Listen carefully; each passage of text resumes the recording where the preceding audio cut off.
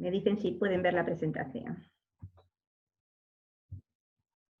Sí se ve, profe. ¿Se ve? Perfecto. Entonces, en honor al tiempo y a ustedes que han llegado a la hora, ¿verdad? Vamos a comenzar hoy a revisar algunos aspectos del tejido nervioso y de la próxima clase del tejido neuroendocrino que se relaciona. Básicamente son los tejidos que se organizan en sistemas que nos van a permitir como recibir información del medio exterior, integrarlo y dar señales de tipo adaptativo, ¿ya? Señales que nos van a permitir sobrevivir, bien sean por reacciones que tienen que darse a nivel interno, por ejemplo, el control de las vísceras, etcétera, o bien sea por señales que vienen del medio externo y que a través de los órganos de los sentidos pues nos van a generar cambios endocrinos, fisiológicos y conductuales. La semana pasada ya vieron con la doctora Rosa Iris cómo es el desarrollo del sistema nervioso, ¿verdad? Vieron que se desarrolla en relación a un tubo neural, cuyas células cambian para dar lugar, ¿verdad?, a todas las células que finalmente constituirán el tejido nervioso. La idea de la clase de hoy es que repasemos cómo son estas células. De partida, ¿verdad? Les he puesto en esta primera diapositiva algunos de los aspectos que revisaremos y que ustedes tienen que prestar especial énfasis o especial foco, ¿verdad? Porque son como los objetivos claves de aprendizaje de la clase de hoy. Veremos que si bien el tejido nervioso pareciera que las células son muy sencillas, hablamos de neuronas y hablamos de células que acompañan, que son las células de la glía, en realidad es un tejido relativamente complejo por la diversidad morfológica, bioquímica y funcional que tienen estas dos grandes familias de células, y que obviamente la hacen ser única respecto a las otras células que ustedes han revisado a lo largo del curso. Ya han visto las células epiteliales, ya han visto los conectivos, cada uno de ellos tiene ciertas características. Bueno, pues estas células del tejido nervioso, repito, van a obedecer de alguna manera a que más que trabajar como células aisladas, van a trabajar como células formando redes neuronales y redes gliales para favorecer precisamente esta labor de interacción o de recepción de estas señales que van a venir y que nos van a tener que coordinar, ¿verdad?, a nivel general. Tanto las neuronas como las células de la glía no trabajan solitas, sino que van a trabajar formando redes de comunicación a través de un punto especial de contacto que se recibe el nombre de sinapsis. Veremos los tipos de sinapsis que hay, los mediadores químicos que participan en esta comunicación, ¿ya? Y cómo efectivamente la sinapsis cambia o ha cambiado a lo largo de la evolución. De ser inicialmente sinapsis eléctricas, hoy nuestro cerebro tiene un 99% de sinapsis químicas que le da complejidad a la sinapsis, pero sobre todo que le da puntos de control. Y eso hace que, por ejemplo, toda la industria farmacéutica, cuando nosotros queremos reparar algún déficit neuroquímico, lo que hacemos es interaccionar o afectar directamente la sinapsis. Hablamos de un sistema nervioso central, pero seguro que la doctora Rosa Iris les habló también de un sistema nervioso periférico, como desde la médula espinal, ¿verdad?, salen nervios periféricos que van a ir a controlar todos los músculos, las vísceras, ¿ya? Entonces, es bien fundamental entender cómo se organizan los nervios, qué tipos de nervios tenemos, y en este contexto también va a surgir un concepto que seguro que ya lo conocen, ¿ya?, que es el de sustancia gris y sustancia blanca. Y después terminaremos la clase hablando de esta otra segunda familia de células, que son las células de la glía. Decimos, más que acompañantes de la función neuronal, porque hasta hace bien poquito, ¿verdad?, se pensaba que la neurona era como la célula estrella que había en el tejido nervioso. Hoy sabemos que no, que la función de la neurona en su nacimiento, en su vida y en su muerte va a depender de la célula de la glía que le va a acompañar para hacer funciones bien diversas, como veremos hoy. Va a controlar la célula madre de una neurona, es un astrocito, que es una célula de la glía. La propagación del potencial de acción en la neurona va a depender también de la interacción con células de la glía, como los oligodendrocitos o las células de Schwann. Vamos a ver que en el sistema nervioso también hay un sistema inmune cerebral que se ve afectado, ¿verdad?, por el funcionamiento de la célula, de un macrófago especial que hay en el cerebro, y cuyas funciones van más allá de los macrófagos característicos que ustedes han visto hasta ahora, ¿ya?, sino que tienen funciones dentro de este concepto clave también, que se conoce con el nombre de plasticidad cerebral o neural, ¿ya?, o neuronal. Que quiere decir de alguna manera que el tejido nervioso no es algo estático, sino que está cambiando continuamente, porque continuamente se forman nuevas sinapsis, se alteran las sinapsis que ya estaban, e incluso hay formación de nuevas neuronas en el cerebro adulto, aunque eso está relativamente limitado. Pero esta plasticidad nos va a permitir efectivamente recuperar funciones cuando el tejido nervioso se daña, bien sea por un accidente vascular, por un trauma, por una hipoxia, por lo que fuere. Entonces, vamos a ir desarrollando como estos conceptos a lo largo de la clase. Si hay dudas, si hay consultas, me pueden detener, ¿verdad? Y las intentamos resolver en el momento, o si prefieren, las dejan para después y las resolvemos después en una especie como de coloquio cuando termine la clase, a su gusto. Partamos, ¿verdad? Entonces, hablando primero de las neuronas. Y cuando uno habla de la histología del tejido nervioso, sin ninguna duda que la persona o el personaje que aparece como más relevante en los inicios del estudio, ¿verdad? Es Santiago Ramón y Cajal, un investigador español que ya en el siglo pasado desarrolló tinciones para ver neuronas. Y a través de esto pudo identificar que había diferentes partes dentro del cerebro, ¿verdad? El cerebelo ni se parece ni se comporta de la misma manera que la corteza cerebral, o que el hipotálamo, o que el hipocampo, que son diferentes regiones del cerebro. Se dio cuenta que había una célula de gran tamaño, que efectivamente son las neuronas. Cuando nosotros comparamos la neurona con las células que ustedes han visto hasta ahora, efectivamente es una célula que resalta por el tamaño grande que tiene y por sus características morfológicas, como veremos. Logra cuantificar, Santiago Ramón y Cajal logra cuantificar inclusive como la cantidad de neuronas que hay en el cerebro, y establece lo que él llama teoría neuronal, según la cual el 99% de nuestras neuronas nacen durante el desarrollo embrionario. Hoy sabemos que eso que aparecía como un dogma, en la práctica sabemos que ha cambiado, ¿ya? Hay formación de nuevas neuronas en el cerebro adulto, pero esas nuevas neuronas vienen de células madre, no vienen de neuronas que proliferan, y esa es una característica bien esencial de la neurona. Una vez que se diferencia como neurona durante el desarrollo embrionario, nunca vuelve a entrar a mitosis, nunca vuelve a entrar a proliferación. Y eso significa que si se daña y se muere, es una neurona que no es reemplazada. Y si no es reemplazada, puede llegar a haber un déficit, ¿verdad?, neurológico como consecuencia de que hay pérdida de neuronas. Y eso es exactamente lo que pasa en algunas enfermedades neurodegenerativas, como el Alzheimer, como el Parkinson, donde la muerte de neuronas es tan significativa y la no posibilidad de reemplazo total de toda esa cantidad de neuronas que murieron lleva a la consecuencia de que la persona empieza a manifestar síntomas neurológicos. En el Alzheimer es la pérdida de memoria, en el Parkinson es la alteración, ¿verdad?, en los patrones de movimiento controlados de manera regular, ¿ya? Entonces, de alguna manera, como que Santiago Ramón y Cajal, solo viendo a través del microscopio, es capaz de intuir que estas neuronas, ¿verdad?, no están solas y además que están trabajando formando redes a través de puntos de contacto que él llamó sinapsis. Aproximadamente una neurona es capaz de establecer hasta 1000 sinapsis diferentes con otras neuronas. Y eso hace que hoy hablemos, ¿verdad?, de una red neuronal o una constelación de neuronas, ¿ya?, donde todas ellas se organizan para trabajar con millas como si fueran un todo, ¿ya?, no como células individuales, no como células diferentes. Acá tengo señalado entonces, ¿verdad?, como conceptos importantes, que las neuronas van a establecerse formando redes neuronales, que una vez que se diferencian como neuronas no vuelven a proliferar, no entran a mitosis. La mayoría de las neuronas se producen durante el desarrollo embrionario, es lo que se conoce con el nombre de neurogénesis embrionaria, para diferenciarla, repito, de la neurogénesis adulta, que es la capacidad que tiene nuestro cerebro de producir neuronas, pero no por neuronas que se dividen por mitosis, sino desde células madre que residen en algunas regiones del cerebro, no en todas. Por ejemplo, en el hipotálamo, por ejemplo, en el hipocampo, por ejemplo, en la corteza cerebral, ¿ya?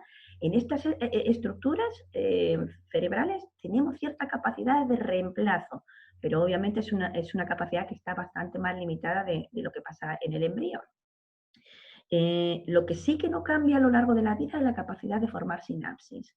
Nuestro cerebro y nuestro tejido nervioso se remodela en relación al número de sinapsis, ¿ya?, que son capaces de establecer estas células.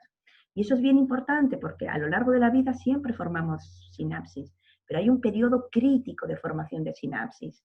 ¿Ustedes más o menos adivinan cuál podría ser ese periodo crítico de formación sináptica? ¿En la infancia, en la adolescencia o en la adultez o vejez? O sea, yo estaría entre la infancia y la adolescencia. Perfectamente, ya, sobre todo en la infancia temprana. Es bien significativo porque cuando uno habla de neurodesarrollo parece que siempre nos referimos al desarrollo embrionario. Y en realidad, sobre todo en el caso de los mamíferos y como nosotros el hombre, tenemos, o la especie humana, ¿verdad? Tenemos que nuestro neurodesarrollo comienza en el embrión, pero termina aproximadamente a los 22, 24 años de vida, adulta ya, ¿ya? De alguna manera su cerebro todavía sigue siendo un cerebro adolescente. Y efectivamente, la formación de neuronas es sobre todo clave durante el desarrollo embrionario, pero la formación de sinapsis es durante toda la vida y en ese periodo especialmente durante la infancia temprana.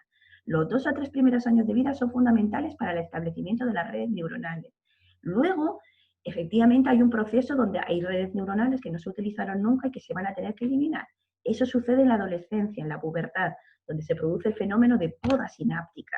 ¿Ya? De tal manera que ya a los 22, 24 años de vida tenemos además los procesos de mielinización, veremos, ¿ya? De tal manera que ya se establecen redes neuronales como complejas y funcionales. Solo entonces podemos decir que tenemos un cerebro adulto relativamente maduro. Todo lo que pasa, es decir, cualquier noxa, cualquier daño que se le haga a nuestro cerebro, bien sea a través de la ingesta de alcohol o de otro tipo de drogas o de medicamentos, en ese periodo crítico de desarrollo, es decir, desde obviamente el embrión hasta esos 22, 24 años de vida, nosotros tenemos que podemos generar enfermedades, un sustrato anatómico alterado y una enfermedad que sea crónica de por vida. Es lo que se sospecha que pasa, por ejemplo, en algunas enfermedades psiquiátricas, donde hay periodos de vulnerabilidad genética y ambiental que dan lugar efectivamente a cambios que son persistentes hasta que morimos. Ya han visto a lo largo del curso, ¿verdad?, que cada tipo celular o cada tipo de tejido tiene como ciertas características. Si yo les digo tejido epitelial, inmediatamente les tiene que venir a la mente que está, ¿verdad?, en contacto con cavidades y hay epitelios de revestimiento, de protección, etc. Si yo les hablo de tejido conectivo, inmediatamente tienen que empezar a pensar que hay diversidad de células y diversidad de fibras, por lo tanto hay espacio extracelular más o menos importante. En el caso del tejido nervioso, si hay algo que caracteriza al tejido nervioso, es que tiene muy poquito espacio extracelular. Casi todos los espacios son ocupados por células o sus prolongaciones. Y más importante, que en el caso de la neurona, lo que marca a la neurona como una célula distintiva es la capacidad de generar y propagar un potencial de acción, una señal eléctrica que se va a transmitir a través de toda esta red de neuronas que están integradas. Hay otra célula que es capaz de propagar un potencial de acción. No sé si la han visto, ¿ya? En el músculo cardíaco, los cardiomiocitos, la célula muscular cardíaca, tiene que contraerse como un todo. Y para eso las células cardíacas están coordinadas, ¿verdad?, a través de uniones comunicantes.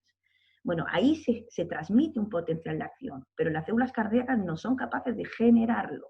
En el corazón vamos a tener tejido nervioso, ¿ya? Las llamadas células de la red de Purkinje, que son las encargadas de generar el potencial de acción. Por lo tanto, esta capacidad de generar es única de las neuronas. Y una vez que lo genera, lo propaga, de tal manera que una señal que es local se puede transmitir a distancia. Esta capacidad de generar un potencial de acción reside en su membrana plasmática, reside en las proteínas que vamos a ver después, ¿verdad?, que van a estar en esa membrana plasmática y que la hacen efectivamente generar esa señal eléctrica que se va a propagar. Veamos cómo ustedes van a ver las neuronas en el tejido, ¿ya? Una neurona siempre va a tener como 4 compartimentos clave. Va a tener un soma, va a tener un axón, que va a terminar en su terminal axonal, y va a tener una o varias dendritas, ¿ya? Y en cada uno de estos compartimentos, la neurona hace o cumple funciones diferentes. Si uno fuera a la intimidad de la neurona, es decir, si pudiéramos ir al microscopio electrónico, vemos que cada uno de estos compartimentos está caracterizado por la presencia de organelas diferentes. Por ejemplo, el soma tiene un núcleo que es muy grande, eucromatínico, es decir, la mayoría de la cromatina está descondensada. Y eso significa que es una célula especializada para producir péptidos y proteínas. Va a tener también el nucleolo muy evidente, que también habla de lo mismo, ¿ya? Y en este soma también va a estar el retículo endoplásmico rugoso y las mitocondrias. Y vesículas sinápticas que de a poquito van a viajar a lo largo del axón para llegar a la terminal, que es el lugar donde esas vesículas sinápticas van a cumplir la función de comunicación. Por lo tanto, en el soma, si uno tuviera que decir qué funciones son determinantes o cumple la neurona en el soma, la expresión génica y la síntesis de proteínas. El axón nace de una región especial que es el cono axonal. Es único, pero luego al llegar a la terminal puede tener como ramificaciones, ¿ya? Perdón, puede tener varias ramificaciones. Y lo importante es que en el axón, que es lo que tenemos, un gran desarrollo del citoesqueleto, especialmente microtúbulos para transportar ciertas organelas desde el soma hasta la terminal. No hay síntesis de proteínas en el axón, ni síntesis de organelas, sino que estas van a viajar desde el soma a través del axón hasta llegar a la terminal, que es donde van a cumplir su función. ¿Qué organelas viajan? Mitocondrias, fundamentales para que la neurona tenga la energía para liberar el mediador químico de la comunicación. Van a viajar también las vesículas, que son las estructuras que van a contener el compuesto químico que participa en la sinapsis. Repito que para eso tiene un gran desarrollo del citoesqueleto. Y a su vez vemos que las neuronas tienen, ¿verdad?, estas prolongaciones bien chiquititas que se van ramificando.Nosotros decimos de a dos. El concepto de ramificación dicotómica. Sale una dendrita y rápidamente se ramifica en dos, y rápidamente se ramifica en dos. De tal manera que tenemos un árbol dendrítico, ¿ya? Y cada una de estas dendritas es un punto de recepción sináptica. De tal manera que decimos que una neurona puede establecer contacto con otra neurona en cada uno de estos compartimentos. Si hablamos de la sinapsis axodendrítica, la mayoría de las veces, es la más abundante. También hablamos de la sinapsis axosomática o axoaxónica, ¿ya? Entonces, es muy fácil. Siempre tienen que pensar que la neurona tiene estos compartimentos y que una neurona puede establecer sinapsis con otra neurona en cada uno de estos compartimentos, bien sea para regular la expresión génica, bien sea para regular la liberación del neurotransmisor o del mediador químico, y bien sea, ¿verdad?, para la integración en estas redes neuronales. En este esquema se ve muy bien, ¿verdad? Todo esto que está teñido de color café es el citoesqueleto. Además de tener una gran cantidad de microtúbulos, hay muchos filamentos intermedios, de tal manera que las terminaciones se van haciendo cada vez más chiquititas, más chiquititas, más chiquititas, configurando lo que nosotros conocemos como neurópila, ¿ya? Que significa que casi todo está ocupado por células. Hay muy poquito espacio extracelular, a diferencia, repito, de lo que pasaba con los tejidos conectivos, donde el tejido extracelular o el espacio extracelular es muy grande y está ocupado por fibras. Aquí casi todos son prolongaciones celulares, neurópila. Fíjense los diferentes tipos de neuronas que podemos ver. Así los veía Cajal. Este es un pedacito de corteza cerebral. Cada una de estas es una neurona, pero fíjense que aquí veíamos neuronas, o él veía neuronas de cuerpo piramidal, y una dendrita súper larga que llegaba hasta la capa superior de la corteza. Acá veía neuronas que eran como más ovoides, ¿verdad? Y su ramificación dendrítica era grande y no llegaba hasta la superficie. Acá tenemos otras células que se relacionan de manera horizontal. Más que nada para dejarles como reflejo eso, que si bien todas las neuronas se parecen desde lo morfológico, en que tienen estos 4 compartimentos, en realidad ellas son muy diversas desde lo morfológico, desde lo bioquímico especialmente y desde lo funcional. En su visión más sencilla de función tenemos las neuronas bipolares y las neuronas multipolares. Las neuronas bipolares son estas, tienen su soma, tienen su axón y sus, ¿verdad?, que se puede ramificar, y tienen una única dendrita saliendo del soma, que luego se ramifica. Para diferenciarla de las multipolares, que se parecen con respecto a las bipolares, se parecen en que tienen, ¿verdad?, un axón que también se ramifica, un soma, pero fíjense que acá esta neurona multipolar tiene varias dendritas saliendo del soma. Las primeras, las bipolares, son típicas de los órganos de los sentidos. Ustedes las pueden encontrar en la retina, en el olfato, en el oído interno, ¿ya? Son células que efectivamente sensan, actúan como sensoras y como las generadoras de una primera señal eléctrica. En cambio, las multipolares son típicas de la médula espinal, ustedes las van a ver muy bien. Muchas veces se les dice que son las llamadas neuronas motoras, ¿ya?, porque son neuronas de gran tamaño, con mucha capacidad de sinaptar. Esa es como la clasificación más sencilla, ¿ya?, que podemos hacer desde lo funcional, pero en realidad la gran diversidad viene dado desde lo bioquímico. Cada neurona nace determinada genéticamente para producir un único tipo de mediador químico, un único tipo de neurotransmisor, y eso la marca genéticamente. Ya si hablamos de neuronas serotoninérgicas o neuronas glutamatérgicas o neuronas GABAérgicas, es decir, de nuevo volvemos al concepto de, parece que la neurona es una célula, pero no, es una familia de células muy heterogénea, desde lo morfológico, bioquímico y funcional, y tiene que ser así para efectivamente dar cuenta de la capacidad enorme que tiene de integrar las múltiples señales que pueden venir desde fuera o desde dentro del organismo. Así las van a ver ustedes con hematocilina y eosina, ¿ya? Cuando vayan al microscopio virtual. Fíjense, acá tenemos dos neuronas, se le ve muy bien su núcleo grande, eucromatínico, su nucleolo muy evidente, el citoplasma que se tiñe de manera basófila, reconociendo unas estructuras especiales que se conocen con el nombre de cuerpos de Neisser. Si uno va al microscopio electrónico, esos cuerpos de Neisser son cisternas de retículo endoplásmico rugoso. Aquí vemos las cisternas con los ribosomas asociados, o polisomas libres, que son ribosomas que quedan como libres en el citosol, no adheridos a la membrana, sino que libres en el citosol y que también son capaces de traducir proteínas, ¿ya? De alguna manera, los cuerpos de Neisser nos marcan los lugares donde la neurona está haciendo síntesis de proteínas. Y está haciendo síntesis de proteínas, aquí se ve muy bien en el soma, se dibuja acá una prolongación y acá otra prolongación que son dendritas. Las dendritas también tienen cuerpos de Neisser, pero fíjense el axón no tiene cuerpos de Neisser. Y eso significa que la neurona en el axón no puede hacer síntesis de proteínas. Por eso que todo lo que viaja a lo largo del axón, bien sean proteínas o bien sean organelas, en realidad viajan asociadas a este desarrollo del citoesqueleto que tiene el axón, ¿no? Otra cosa que vemos acá, fíjense, estas dos neuronas están acompañadas por células, ¿eh? Estos son núcleos de otras células. Son los núcleos de las células de la glía. Son mucho más numerosos que las neuronas.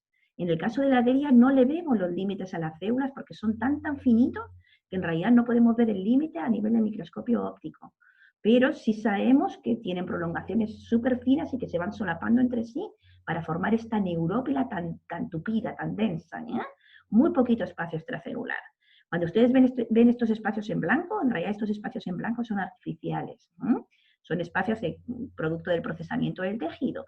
Pero casi todo, si uno fuera como a ver, es como una malla de células, tanto neuronales como gliales, y sus prolongaciones que son tan tupidas, que forman una red donde no hay espacio más que casi para los vasos sanguíneos. Veamos qué proteínas son típicas de las neuronas, ¿ya? Estas proteínas que yo les digo que le dan la identidad neuronal. Son proteínas de membrana, como los canales iónicos que dependen de voltaje, canales de sodio-potasio dependientes de voltaje, que son fundamentales para que la membrana de la neurona sea capaz de generar un potencial de acción. Tienen también receptores, y estos receptores son fundamentales para recibir la señal de otras neuronas. Tienen también transportadores, que son fundamentales, vamos a ver, para el paso de compuestos desde la sangre al tejido nervioso.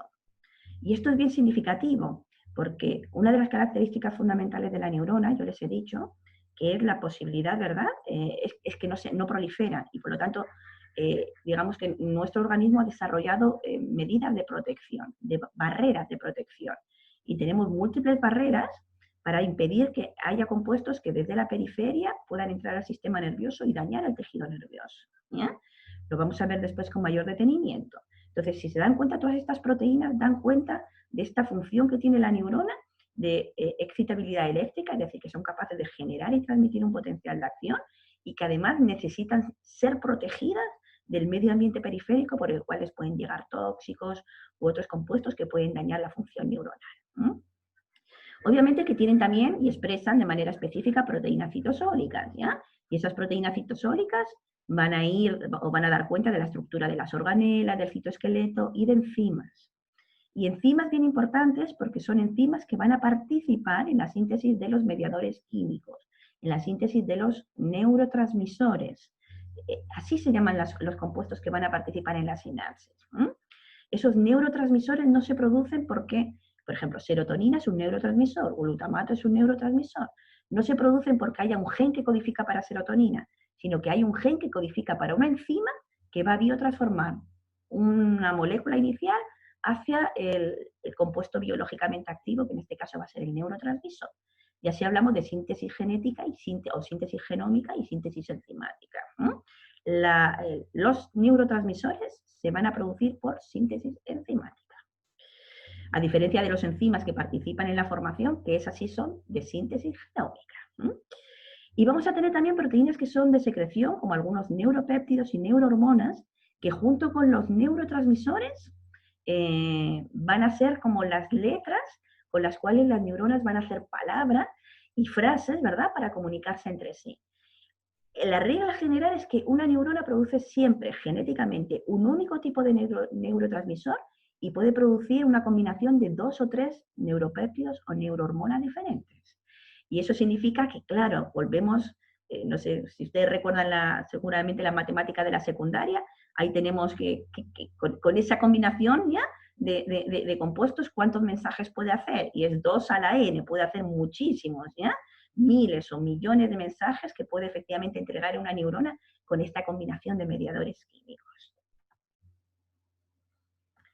Vayamos a ver ahora cómo es la comunicación, ¿ya?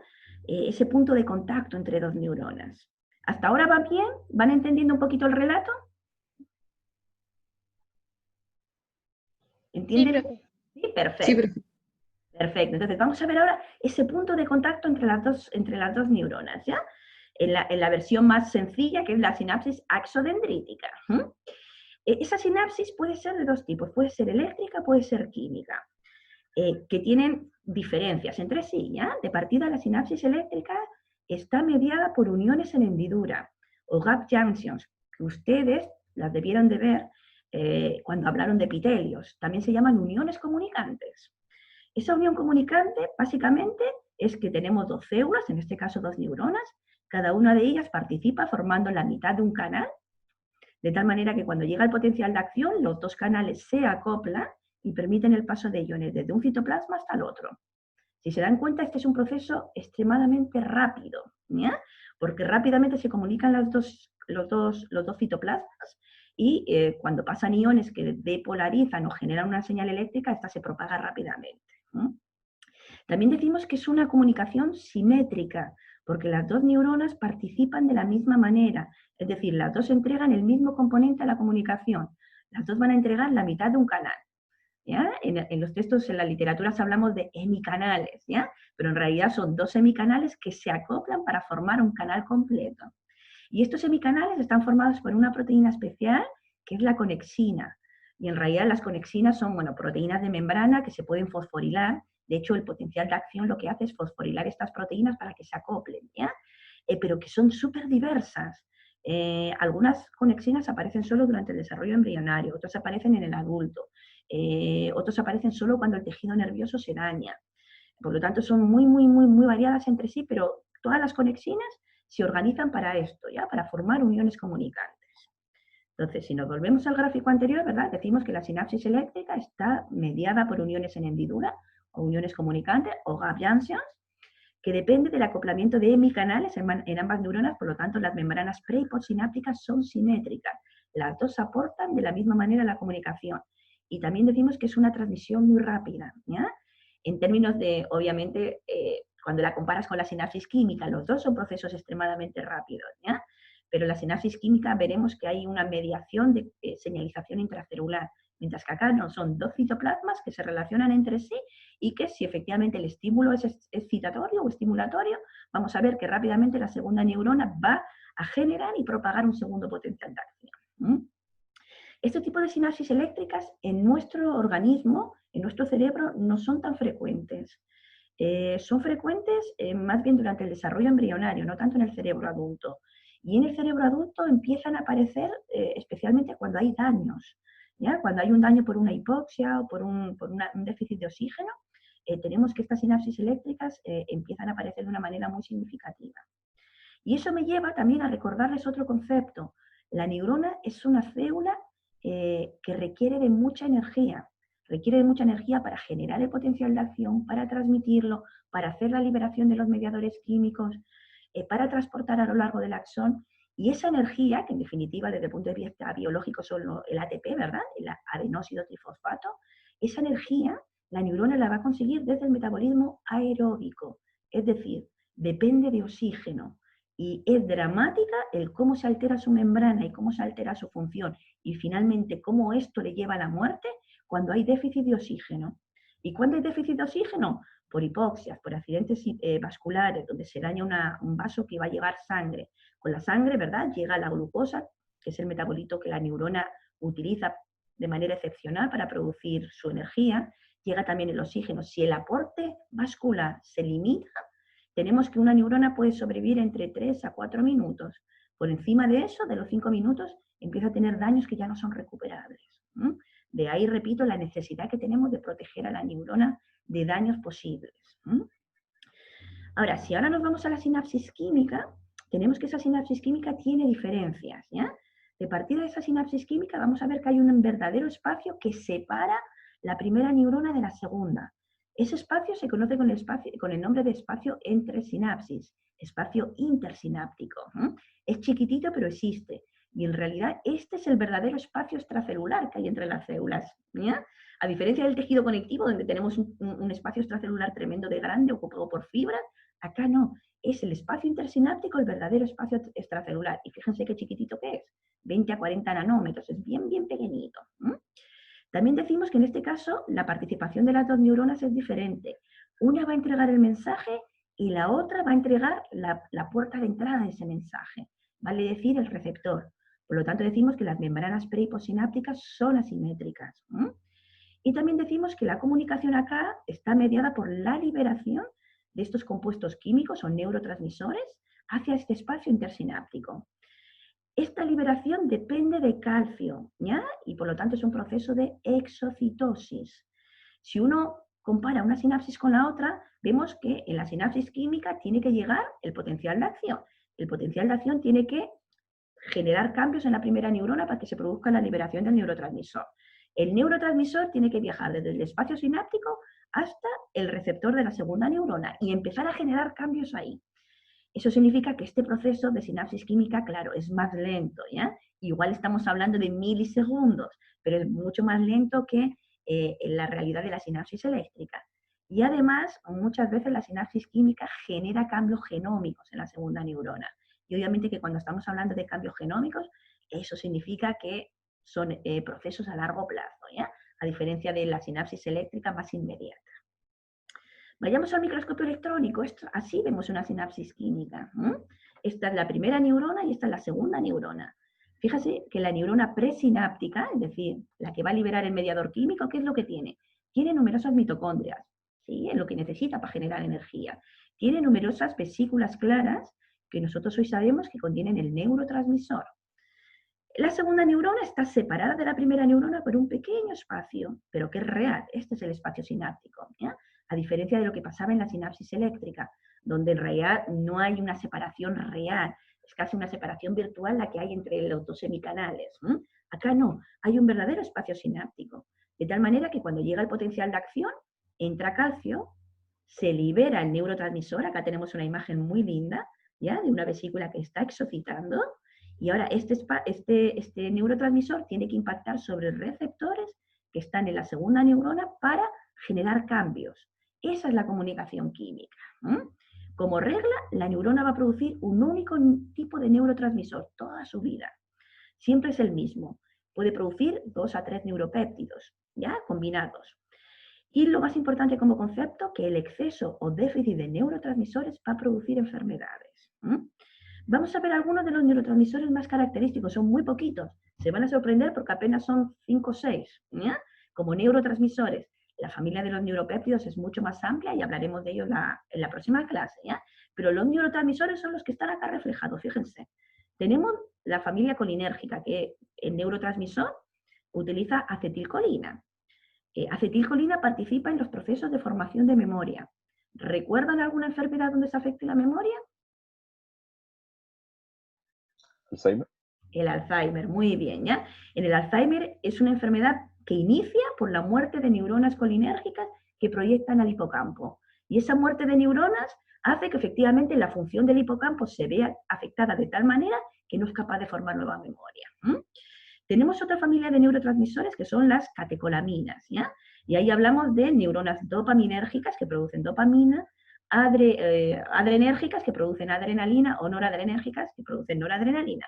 Pero estos tres neurotransmisores, dopamina, adrenalina y noradrenalina, los tres proceden del mismo metabolito intermedio, que es la tiroxina.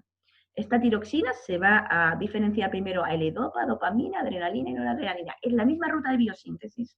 ¿Qué es lo que cambia? Las enzimas que participan en la biotransformación del metabolito inicial. Por eso yo les decía, acá se entiende muy bien el concepto de síntesis genómica versus síntesis enzimática. Lo que está determinado genéticamente o genómicamente en la neurona es la enzima que va a producir para procesar el metabolito. Entonces, la neurona que nace dopaminérgica va a ser toda su vida dopaminérgica, porque no tiene las enzimas necesarias para transformar dopamina en adrenalina y noradrenalina. ¿Ya? Lo mismo es válido para nosotros. Esa es la familia de las catecolaminas. Dopamina, adrenalina y noradrenalina participan, por ejemplo, junto con serotonina, en controlar los estados de ánimo. ¿Conocen enfermedades donde se afecta el estado de ánimo? Depresión. La depresión.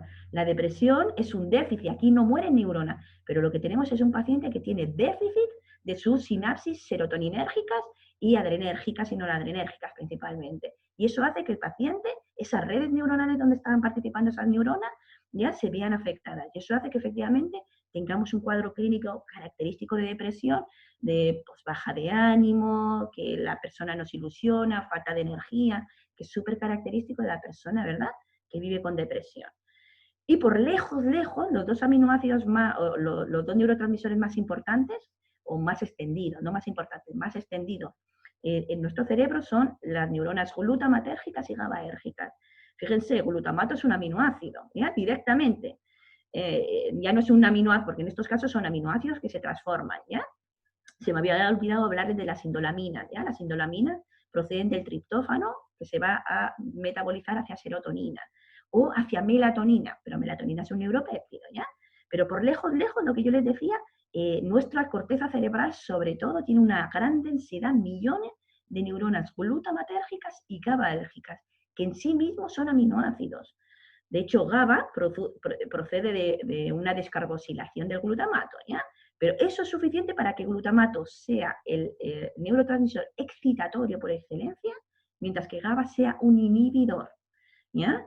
Ojo con mezclar compuestos que deprimen, ¿ya? O fármacos que deprimen el sistema nervioso, por ejemplo, las benzodiazepinas, algunos inductores de sueño, etcétera, que lo que hacen es deprimir. Si eso se mezcla con alcohol o se mezcla con otras drogas depresoras, puede conducir a la muerte del paciente, ¿ya? O de la persona.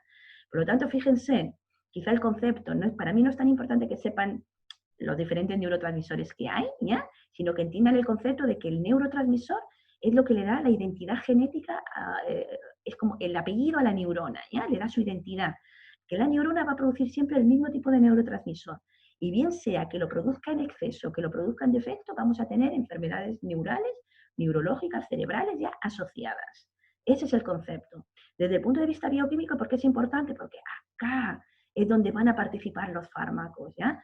Nosotros, si tenemos déficit, nos interesa que el poquito que haya esté más tiempo acá, el poquito neurotransmisor que haya, y tenemos medicamentos para favorecer la liberación y medicamentos para favorecer que el compuesto que media la comunicación esté acá más tiempo. ¿Cómo? Inhibiendo su recaptura. ¿Cómo? Inhibiendo la degradación por mitocondrias, ¿ya? Que hay enzimas mitocondriales que degradan. Todo eso hace que, aunque haya poquito, yo lo pueda mantener más tiempo. Al revés, también puedo afectar farmacológicamente la segunda neurona. Le puedo colocar agonistas del receptor, antagonistas del receptor. Por lo tanto, todas estas enfermedades nerviosas yo las puedo regular hasta cierto punto farmacológicamente actuando acá, a nivel de la sinapsis.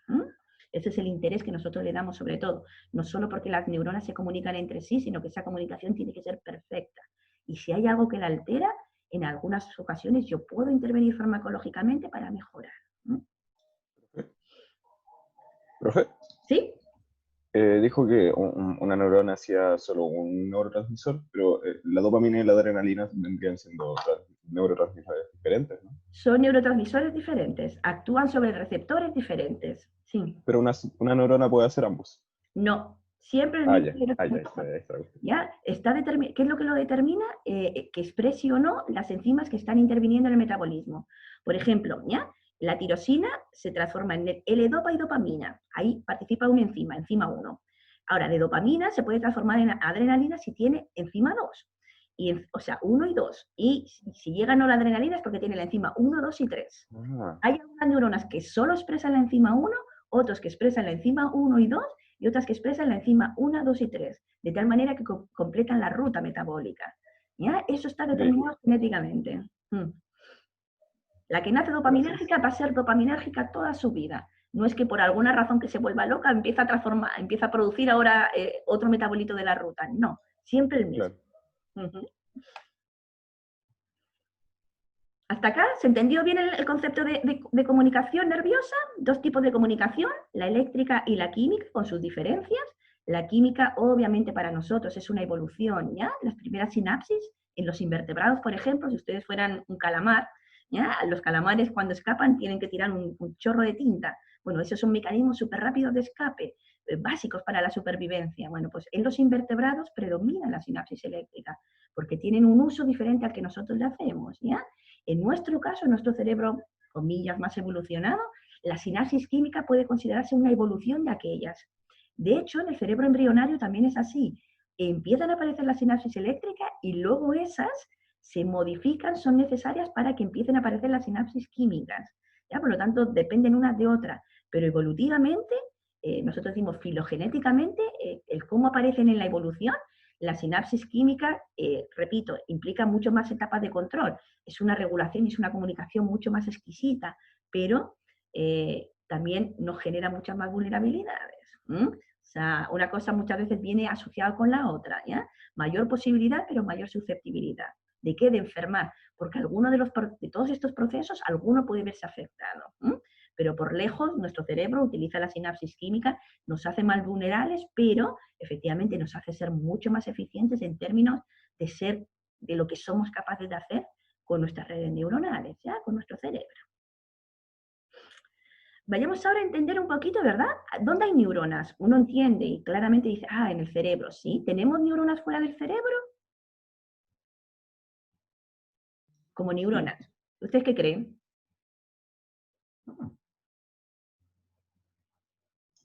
Que sí. No. Yo les digo que sí.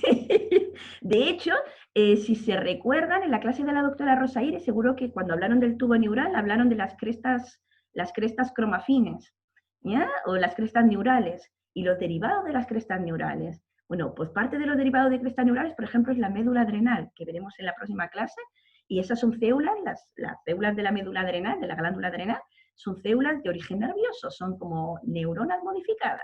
Pero además vamos a tener, cuando vayan al tubo digestivo, van a ver que hay numerosas neuronas en el tubo digestivo para controlar, por ejemplo, el peristaltismo, ¿ya? Hay control nervioso en casi todas las vísceras, bien sea porque haya neuronas intramurales, que le decimos, es decir, dentro de las vísceras, o bien sea porque efectivamente están bajo control del sistema nervioso. Cuando hablamos de sistema nervioso, hablamos de sistema nervioso somático, ¿ya? O sistema nervioso central y periférico. También hablamos del sistema nervioso somático, que es el que controla el movimiento de los músculos esqueléticos voluntarios, versus el sistema nervioso autónomo, ¿ya? Que es el que controla, ustedes cuando se ponen nerviosos, que yo qué sé, porque ven al chico o a la chica que les gusta, ya que se les acelera el corazón, pero no quieren, o que se ruborizan, pero ustedes no quieren. ¿Ya? Por lo tanto, hay una parte del sistema nervioso responsable como de acciones involuntarias, ¿ya? El control de la frecuencia cardíaca, el control de la frecuencia respiratoria. Ustedes no deciden cuántas veces va a latir su corazón, ¿ya? O el peristaltismo del tubo intestinal, eso no lo pueden controlar, ¿ya? Es hasta ahí nomás, porque efectivamente hay cierto control como consciente, pero nosotros hablamos de que en realidad es inconsciente. Entonces, todas esas funciones autonómicas, el responsable es el llamado sistema nervioso periférico. Y ese sistema nervioso periférico nace acá, en la médula espinal, ¿ya? Esta médula espinal, que también la van a ver en práctico, se caracteriza porque tiene una porción central, que se conoce como alas de mariposa, donde también vamos a ubicar la llamada sustancia gris. Esta sustancia gris como concepto son los lugares donde vamos a encontrar el soma de las neuronas, para diferenciarla de la sustancia blanca, que es el lugar donde vamos a encontrar los axones de las neuronas.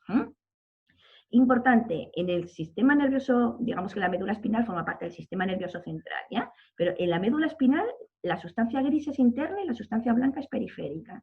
En nuestra corteza cerebral es todo lo contrario. La sustancia gris es externa y la sustancia blanca es interna, ¿ya? De tal manera que tenemos hacia el interior, o sea, en estructuras subcorticales, todos los tractos nerviosos, el cuerpo calloso, las llamadas comisuras, ¿ya? Que son los lugares donde un hemisferio o por donde un hemisferio se va a comunicar con el otro, ¿ya? Entonces, digamos que la localización de esta sustancia gris y esta sustancia blanca varía según estamos hablando del cerebro o de la médula espinal, ¿ya? Pero la gracia que tiene la sustancia gris de la médula espinal es que de aquí, ¿ya?, van a nacer efectivamente, se van a agrupar neuronas que van a enviar su axón hacia la misma víscera o hacia la misma glándula, de tal manera que se empaquetan para formar los llamados nervios periféricos. Y tenemos nervios que van a llegar al corazón, tenemos nervios que van a llegar al tubo digestivo, tenemos nervios que van a llegar incluso a los órganos reproductivos, ¿ya? Ese sistema nervioso periférico que tiene que trabajar también de manera coordinada, es la que recibe información de los órganos de los sentidos, envía información hacia la sustancia gris, y desde la sustancia gris de la médula espinal empiezan a llevarse, o empiezan a organizarse los llamados tractos ascendentes, es decir, vías nerviosas que van a llegar al cerebro, a la corteza cerebral, que es donde verdaderamente se produce la integración de la información, ¿ya? De tal manera que en esta sustancia o en esta médula espinal diferenciamos un asta posterior, ¿ya?, que es sensorial o sensitiva, de un asta ventral, ¿ya?, o anterior, que también se conoce con el nombre de asta motora, ¿ya? Ustedes en el paso práctico se van a ubicar seguramente en el asta motora para intentar ubicar acá estas neuronas grandes, de gran tamaño, ¿ya?, que son muy lindas de ver. En el medio, fíjense que lo que tenemos las dos alas de la mariposa, comillas, ¿ya?, sustancia gris, y en el medio tenemos el canal central del epéndimo, ¿ya? Y este canal central del epéndimo, por aquí fluye el líquido cefalorraquídeo. No sé si lo vieron con la doctora Rosa Iris, pero el tubo neural, ¿verdad? Digamos que se va desarrollando primero en vesículas y luego se desarrolla en ventrículos, ¿ya? De tal manera que tenemos ciertas regiones asociadas al desarrollo de este tubo neural. Tenemos que en la parte más anterior están los ventrículos laterales, y en relación con los ventrículos laterales tenemos el desarrollo de la corteza cerebral. Tenemos que en la parte media tenemos el diencéfalo, y en relación con el diencéfalo tenemos el tercer ventrículo cerebral y el hipotálamo. Si seguimos avanzando, ya hacia posterior tenemos el cuarto ventrículo, y a nivel del cuarto ventrículo tenemos el cerebelo y el tronco cerebral, ¿ya? Por lo tanto hay como un mapeo. No es la idea que se conozcan estos nombres, sino que entiendan que hay un mapeo. Lo que era inicialmente un tubo pasó a ser vesículas y finalmente terminan siendo ventrículos. Y a través de esos ventrículos cerebrales fluye el líquido cefalorraquídeo. Y ese líquido cefalorraquídeo es el verdadero como medio interno, el milieu. Así como hablamos de sangre y hablamos de linfa en la periferia, vamos a hablar del líquido cefalorraquídeo como ese líquido que fluye por los ventrículos y que va a proporcionar elementos de soporte, elementos de protección, de nutrición, ¿ya? Incluso hoy se habla de una tercera circulación, porque a través del líquido cefalorraquídeo pueden llegar compuestos desde un lugar hasta un lugar bien distante. Si mirara lo que pasa, veremos en la comunicación endocrina, ¿ya? Entonces, bien importante que acá en este canal central del epéndimo lo que tenemos es el líquido cefalorraquídeo. Si nos vamos hacia afuera, yo decía, acá está el soma, está la sustancia blanca, y si nosotros nos fuéramos hacia afuera, tendríamos los nervios periféricos. Y inmediatamente empiezan a aparecer también unas estructuras de protección que va a tener todo el sistema nervioso central y periférico, ¿ya? Desde el punto de vista de protecciones, fíjense, de fuera hacia adentro, ¿qué es lo que tenemos? Primero, el cuero cabelludo, la piel. Luego tenemos la cavidad ósea, el cráneo, ¿ya? Y luego, si nos vamos hacia adentro, nos encontramos con tres membranas de tejido conectivo denso, que son las meninges. De fuera hacia adentro, la dura madre, la aracnoides y la pía madre. Acá tenemos la dura madre, que es muy gruesa en realidad, ¿eh? Si ustedes van a ver algún video de YouTube, quizá yo incluso se lo puedo enviar, ya es una membrana para que vean que en realidad cuesta, al neurocirujano le cuesta romper la dura madre, es bien gruesa. Y luego hacia adentro tenemos la aracnoides, por debajo de la aracnoides tenemos líquido cefalorraquídeo, por lo tanto ya estamos dentro del cerebro, dentro del medio nervioso, y la capita de protección de la meninge más íntima, más interna, ya en contacto con el parénquima cerebral, es la pía madre. Repito que entre la pía madre y la aracnoides tenemos acá nervios periféricos, que son los que van a enviar información hacia afuera, ¿ya? Hacia las vísceras, hacia las glándulas. ¿Por qué se llama sustancia blanca? Porque algunos de los axones y algunos de los nervios van a estar mielinizados. Desde el punto de vista del neurodesarrollo, la mielinización es lo último que acontece en el desarrollo del cerebro, ¿ya? Y los últimos siempre comienza desde la parte posterior, es decir, desde la zona occipital, que es el control como de la vista, de la visión, hacia rostral, es decir, hacia la frente, ¿ya? Las áreas frontales son las últimas en mielinizarse. Precisamente las áreas frontales son las que nos dan capacidad de juicio crítico, responsabilidad, perspectiva ética, ¿ya? Ciertas funciones que se asocian, nosotros decimos, a las funciones cognitivas superiores. Esas funciones cognitivas superiores se adquieren cuando ya todos los tractos nerviosos están mielinizados, incluidos los que llegan a la corteza prefrontal. Por eso les digo que en la práctica su cerebro todavía es un cerebro adolescente, no terminó por completo de mielinizar, y de ahí, comillas, ¿ya? Algunas conductas, o de ahí se explica algunas conductas de riesgo que pueden tener los adolescentes, el cerebro adolescente. Entonces, todo lo que pase, repito, ¿ya? En este periodo de vulnerabilidad, desde embrionario hasta que nacemos y termina de mielinizarse, puede efectivamente impactar de manera negativa al desarrollo final del cerebro. Y se lo cuento ya porque creo que también es nuestra responsabilidad que ustedes desde la ciencia tomen decisiones. Hoy sabemos que, por ejemplo, el alcohol afecta la mielinización, algunos compuestos cannabinoides afectan la mielinización, ¿ya? Y pueden generar sustratos anatómicos susceptibles de enfermarse a largo plazo. Entonces mis chiquillos, ya, mis niños se cuidan, ¿ya? Nadie les dice, ¿ya? No les vamos a prohibir ni que tomen, ni que fumen, ni que beban, pero sí que lo hagan con responsabilidad, porque de alguna manera el daño no se recupera, el daño empieza a ser acumulativo y puede llegar un momento en que ese daño efectivamente sea tal que les haga ser susceptibles, ¿ya? A padecer sobre todo enfermedades de tipo psiquiátrico en el adulto. Entonces, ¿para qué? Hay que cuidarse. ¿Lo entendieron bien? Eso se lo dice la ciencia, no se lo dice la profe Monse, se lo dice la ciencia, ¿ya? Y ustedes que más adelante van a ser papás y mamás, ya tienen que cuidarse. Profe, ¿Sí? ¿de qué manera afecta el alcohol a la mielinización? ¿Cómo la hace más lenta o nunca se completa? Nunca se completa o no se completa o se completa de manera deficiente. Y vamos a ver, seguramente ustedes ya lo vieron durante la secundaria, ¿verdad? Que la mielinización es una capa de lípido que va a envolver a los axones y a los nervios.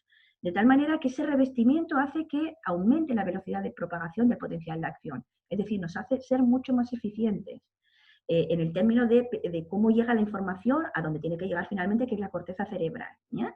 Entonces, en la práctica, la afectación de los tractos de mielinización afecta por completo el cómo nosotros tenemos posibilidad de recibir, integrar y generar respuestas de información adecuadas. Se habla de que, por ejemplo, pacientes con esquizofrenia, que es lo que yo tengo más relacionado, los pacientes con esquizofrenia se sabe que tienen, cuando uno va a verles el cuerpo calloso, que es el tracto nervioso que une los dos hemisferios, ¿ya? Que los hace trabajar como un único, como un todo, como un único cerebro, ese tracto nervioso tiene menos fibras mielinizadas y además la mielinización es más débil.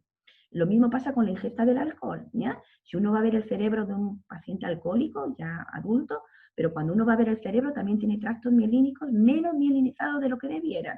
Además asociado a que el alcohol acumulado, o sea, genera daños acumulativos y tóxicos, por lo tanto produce también muerte neuronal. Entonces, finalmente tenemos que, claro, en la medida que impactamos, que dañamos a nuestro cerebro, tenemos un cerebro que se ve afectado, puede a nuestra edad, a su edad sobre todo, que son más jóvenes, puede parecer insignificante porque tienen un reservorio de neuronas adecuado de tal manera que no muestra el déficit. Pero según vamos avanzando nuestro cerebro, en la vida, nuestro cerebro también envejece.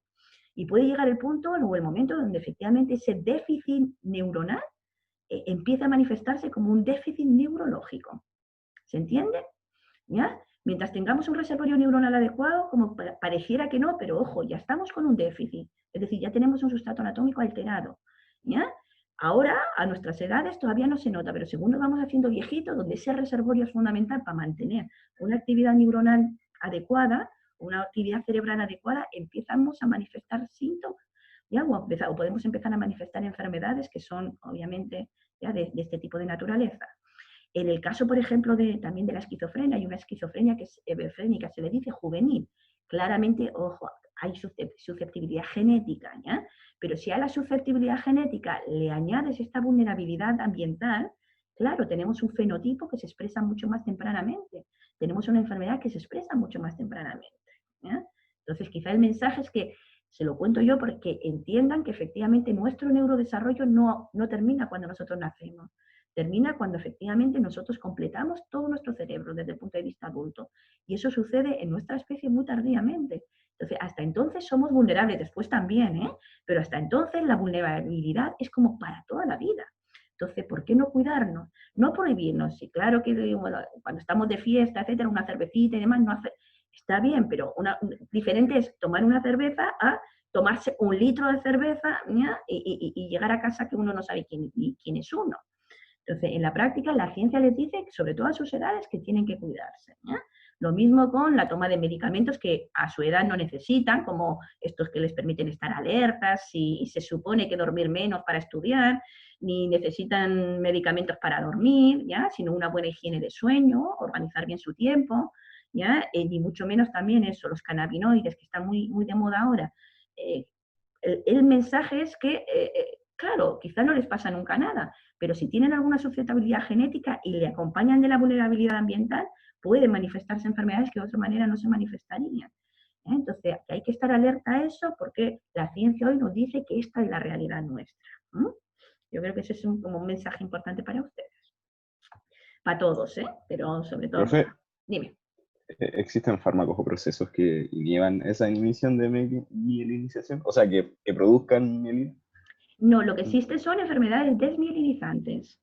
Se están intentando hacer, o desde el estudio de enfermedades desmielinizantes, se están intentando desarrollar terapias basadas en el uso de células madre que se diferencien a la célula que es la que acompaña a la neurona para el revestimiento de la mielina, ¿ya? Que es el oligodendrocito o la célula de Schwann. Entonces sí, se están intentando desarrollar terapias remielinizantes, pero en la práctica no las tenemos. De hecho, es bien, bien drástico porque las enfermedades desmielinizantes muchas veces son genéticas, afectan a la glía, no a la neurona. A la neurona le afectan de manera indirecta, pero en realidad son enfermedades gliales, y esas enfermedades, por ejemplo, la esclerosis, o enfermedades que aparecen muy tempranamente en la infancia, donde el niño que había adquirido ciertas capacidades las empieza a perder. ¿Ya? Son vías mielinizadas todas las vías motoras. Entonces empieza a haber una parálisis de los músculos que tenían que estar controlados por estos nervios, ¿ya? Lo cual lleva a la postración, al no controlar esfínteres, a la pérdida de ciertas funciones que quizá el infante ya había adquirido, como el habla, la marcha. Entonces son enfermedades muy, muy duras, llevadas al extremo, ¿ya? Obviamente. En el caso, pues, por ejemplo, del alcohol o de las drogas, ¿ya? En la práctica, el concepto que hoy nos manejamos en medicina es que crean susceptibilidad. Y si esa susceptibilidad la acompañas de alteraciones genéticas o susceptibilidad genética que todos podemos tener, claro, es una bomba, ¿ya? Pero no, hasta lo que yo sé, fármacos para reparar la mielina no existen. Lo que se está intentando desarrollar son terapias de reemplazo celular, donde la mielina que se afectó, en realidad se afectó por la célula de la glía, ¿ya? Por el oligodendrocito o la célula de Schwann. Entonces, intentar como reemplazar la célula que se dañó por una nueva para volver a remielinizar los nervios. Son terapias, se le llaman terapias celulares, ¿ya? Más que terapias farmacológicas. Pero farmacológicamente es muy difícil. Lo que se hace, sí, en algunas enfermedades, por ejemplo, la esclerosis, también va acompañada de alteraciones en la inmunidad cerebral. Y lo que se intenta es como disminuir el avance o el progreso de la enfermedad, intentando dar antiinflamatorios, o sea, medicamentos antiinflamatorios que controlan la respuesta inmunológica. Pero así como remielinizantes, no existen. ¿Sí? Vale, profe, gracias. Sigamos por acá ya, entonces imagínense, ahí tenemos, ¿cómo van a ver ustedes los nervios? Imagínense, acá tenemos las neuronas, varias neuronas mandan su axón, varios axones se empaquetan para llegar a al mismo órgano periférico. Y desde el punto de vista, sí vamos a ver ¿ya? Los nervios periféricos. Vamos a ver paquetitos de axones rodeados por un tejido conectivo denso, que es el perineuro. Fíjense, asocien, hablábamos de pericondrio, tejido conectivo alrededor del cartílago, del periostio, tejido conectivo alrededor del hueso, perimicio alrededor del músculo, perineuro es lo mismo, alrededor del nervio, ¿ya? Pero es el mismo tipo como de tejido conectivo denso que va a rodear un paquete de nervios, ¿ya? Y acá tenemos los axones, los van a ver como si fueran un puntito en el interior, rodeado de un espacio blanco que es el que correspondería a la mielina. A veces solo vemos el puntito que es el axón, de tal manera que hablamos de axones mielínicos o amielínicos y de nervios mielínicos o amielínicos o mixtos, ¿ya? Dependiendo si lo que tienen acá son todos axones mielinizados, amielínicos, no mielinizados, o una mezcla de ambos. La mielina como concepto favorece la conducción del impulso nervioso, ¿ya? Cuando nosotros hablamos, la mielina está en el axón. no todo el axón está mielinizado, ¿ya? Sino que el axón tiene como revestimientos intermedios y tiene zonas donde nunca se va a revestir nunca, aunque sea un nervio mielínico o un axón mielínico, ¿ya? Esos espacios donde no se mieliniza nunca se conocen con el nombre de nódulos de Ranvier. Ustedes lo deben de haber visto también en la literatura, ¿ya? Y en esos nódulos de Ranvier, ¿qué es lo que tenemos? Tenemos la maquinaria para propagar un nuevo potencial de acción. De tal manera que decimos que potencial de acción es, la propagación es de tipo saltatorio y autogenerado, porque se autogenera entre nódulo y nódulo, ¿ya? Ahí es como que volvemos a tener toda la maquinaria para producir el potencial de acción. Por lo tanto, cuanto más nódulos de Ranvier tenemos, claro, la velocidad también es mayor, a diferencia de que si solo tuviéramos un potencial que se va como disminuyendo, ¿ya? Según progresa en el axón. Acá no, progresa lo suficiente para que se vuelva a generar, entre nódulo de Ranvier y nódulo de Ranvier, ¿no? Visto de una manera como súper sencilla, ¿ya? Porque todo esto son fenómenos bien complejos. Lo que hace la mielina es aislar la pérdida de iones. Entonces, como aísla la pérdida de iones, en la práctica no tenemos un agotamiento. Entonces, en los lugares donde hay nódulos de Ranvier, lo que tenemos es que los iones se fugan y hay que volver a generar el potencial de acción. Pero eso hace que la velocidad se mantenga constante y muy rápida, ¿no? Ese es como el objetivo de la mielina. Hasta acá todo lo que hemos visto, a ver cómo vamos de tiempo en relación con la neurona, ¿ya? Vamos a ver ahora rápidamente las células de la glía. Ya habíamos visto que eran más numerosas que las neuronas, ¿ya? Y acá se puede ver muy bien. No le vemos los límites a las células porque en la práctica su membrana cada vez es más chiquitita, más delgadita, de tal manera que en realidad, si uno pudiera ir a microscopio electrónico, veríamos que es una red como de fibras, ¿ya? De membranas. Al igual que pasa con las neuronas, las células de la glía también son muy variadas y heterogéneas, ¿ya? De hecho, son dos grandes familias de células, las células de la macroglia y las células de la microglia. Partamos por las células de la microglia, proceden del mesodermo, en realidad son células mesenquimales y forman el verdadero sistema inmune cerebral y hacen lo que hacen todos los macrófagos. Sensorean, si encuentran un daño, responden a ese daño. ¿Y cómo lo hacen? Responden fagocitando aquello que no estaba bien y liberando mediadores químicos que pueden ser proinflamatorios o antiinflamatorios. De hecho, las células de la microglia, nosotros decimos... ¿Profe? ¿Sí? ¿Esas se mueven o están ahí estáticas? Se mueven, tienen capacidad de Vale. movimiento, igual que todos los macrófagos. ¿Ya? De hecho, son macrófagos que entran durante el desarrollo embrionario, entran al cerebro como por olas, ¿ya? Hay ciertas, está bien determinado los momentos en los que van a entrar al cerebro, y al entrar al cerebro se encuentran con un medio que es especial, y ahí es cuando se diferencian a las células de la microglia. Pero su función es básicamente parecido a la de los macrófagos en este rol inmunitario. Pero ojo, que tienen más funciones que esa. De hecho, además de fagocitar y liberar mediadores químicos, fíjense, van a regular apoptosis. No todas las células que se producen van a mantenerse en el cerebro adulto, algunos tienen que morir, ¿ya? Van a favorecer la proliferación celular durante el desarrollo embrionario. Van a favorecer también la diferenciación neuronal, la formación de vasos sanguíneos, que es la angiogénesis. Favorecen la poda neuronal, el remodelamiento de las redes neuronales, ¿ya? Por lo tanto, son mucho más que macrófagos en términos de función inmunológica, ¿ya? Realmente contribuyen a la estructura, a estructurar finalmente el cerebro. Y de hecho se mueven como en estos dos fenotipos, en un fenotipo que nosotros conocemos como de regeneración, porque ahí contribuye de manera positiva, a un fenotipo que es como inflamatorio y neurodegenerativo, porque liberando algunos... Inicialmente ellas responden de manera favorable, pero, por ejemplo, cuando responden a un daño que es mantenido en el tiempo, empiezan ellas mismas a adquirir un fenotipo desregulado, y al estar desregulado empiezan a contribuir a la enfermedad. Eso se ha visto en el Alzheimer, se ha visto en el Parkinson, se ha visto también cuando remodelan el tejido nervioso producto de un daño vascular, ¿ya? Entonces, son unas células que hay que tener súper atentos porque, repito, su rol va más allá del inmunológico. Participan en funciones claves dentro del remodelamiento de las redes neuronales y, por lo tanto, si no están trabajando de manera adecuada, pueden contribuir inclusive a la propia enfermedad. Y dentro de la otra gran familia de células, las macroglias también son muy diversas, ¿ya? Hablamos que estas proceden del neuroectodermo, obviamente igual que las neuronas, ¿ya? Y vamos a diferenciar los astrocitos, que son los más conocidos, los oligodendrocitos, que son los responsables de formar la vaina de mielina, y las células ependimarias, que son las células que revisten los ventrículos cerebrales. La función de los oligodendrocitos es cumplida, o se cumple en el sistema nervioso periférico por la célula de Schwann, ¿ya? es exactamente lo mismo. ¿Qué es lo que hace? Relacionarse con el axón de las neuronas y con su membrana que es rica en mielina la abraza. Y al abrazarla es cuando forman el revestimiento de mielina, ¿ya? No es que la mielina se secrete, sino que todo lo contrario. La mielina es una proteína que forma, o un lípido, que forma parte de la membrana del oligodendrocito o de la membrana de la célula de Schwann. De tal manera que cuando se abrazan en una verdadera interacción neuroglial, es cuando el axón se revieste de mielina, ¿no? Vayamos a ver los astrocitos, que por lejos son las células que han sido como más estudiadas, ¿ya? También para que vean la gran heterogeneidad que existe. No quiero que se sepan los nombres, sino que entiendan el concepto de que cuando al inicio de la clase hablábamos de neurona y glía, ya vemos que hay diversidad de neuronas y vemos que hay diversidad de células de la glía en cada una de estas superfamilias. Todos estos son astrocitos, fíjense. Pero son astrocitos que algunos están durante el desarrollo embrionario, otros están solo en el adulto, otros están en el adulto pero solo en algunas regiones, como el cerebelo o la retina o el hipotálamo. Son todos astrocitos, pero todos ellos cumplen funciones diferentes y morfológicamente son diferentes. Tenemos el grado máximo de esta glía radial, que la vieron la semana pasada, que es un astrocito, pero que se comporta como célula madre.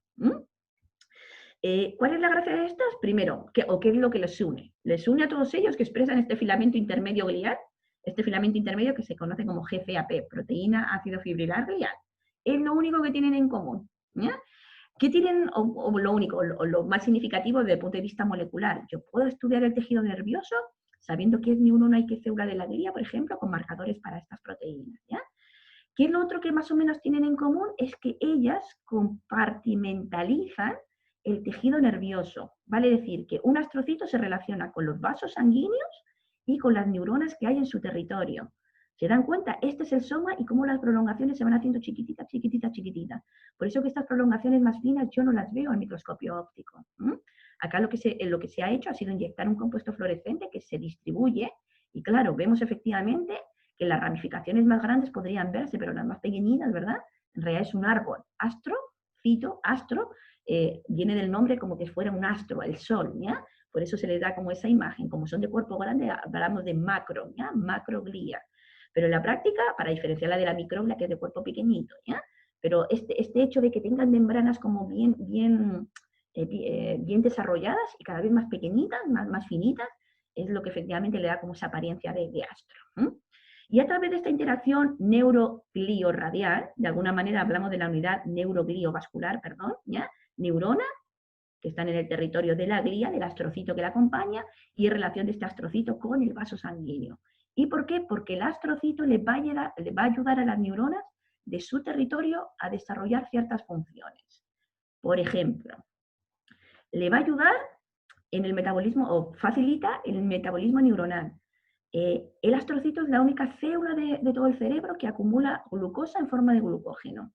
De tal manera que ante alta demanda de glucosa por parte de la neurona, es que tenemos que ser el astrocito que va a movilizar sus reservas.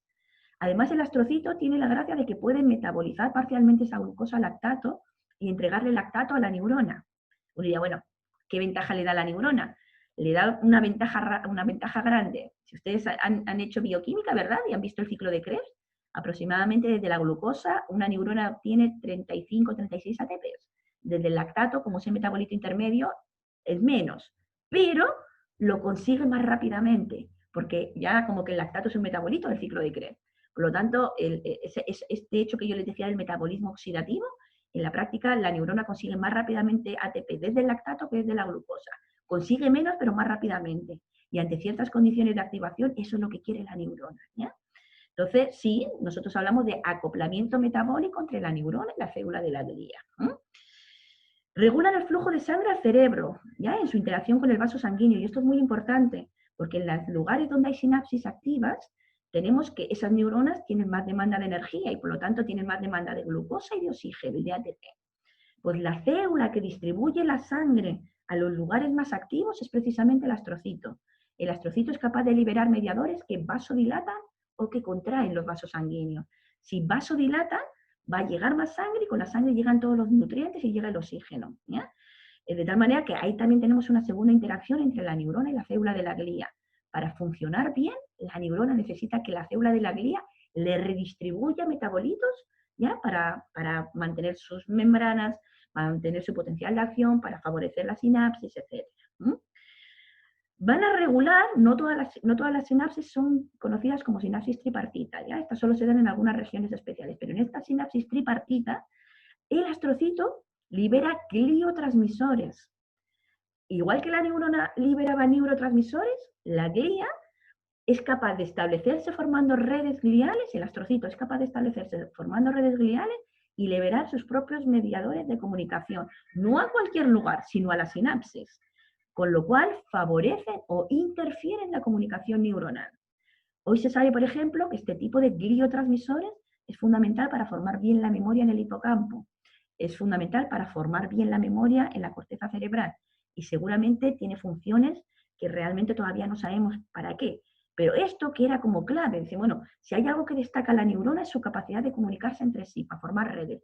Bueno, hoy sabemos que no es una función exclusiva de las neuronas, sino que también las células de la glia tienen capacidad de formar redes gliales, de comunicarse entre sí y lo que es más importante, de comunicarse con las redes neuronales con las cuales están aportando. Eso es un concepto que es absolutamente revolucionario.